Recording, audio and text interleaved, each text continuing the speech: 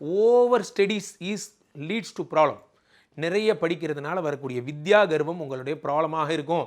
அதை தயவுசெய்து குறைச்சிக்கணும். காரணம் என்னென்னா, 7 கூடியவராக புதன் இருப்பதால் ஆர்குமெண்ட்ஸ், அந்த புதன் என்ன பண்ணுறார், ஒரு விஷயம் சரிங்கிறதுக்காக வாதிடுறது, அந்த நேரத்தில் நிறுத்திட்டீங்கன்னாலே நல்லா இருப்பீங்க. 7 கூடியவராக புதன் இருப்பார். 2 திருமணம் என்பது உங்கள் வாழ்க்கையில் நடக்கும். சட்டம் தன் கடமையை செய்யும். அப்படி நடக்கலை அப்படின்னா அப்படி ஒரு சந்தர்ப்பமாவது வந்து அமையும்.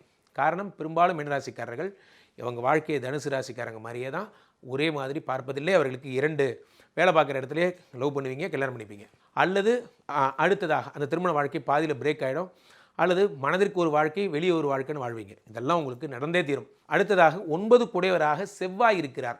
இந்த செவ்வாய் 2 கூடிய தனாதிபதி, 9 கூடிய பாக்யாதிபதியாக இருப்பதால் பெரும்பாலும் வாக்கு வன்மை உங்களுக்கு அதிகம். மீனராசிக்காரங்க பாருங்க, நைட்டெல்லாம் முழிச்சிட்டு இருப்பாங்க.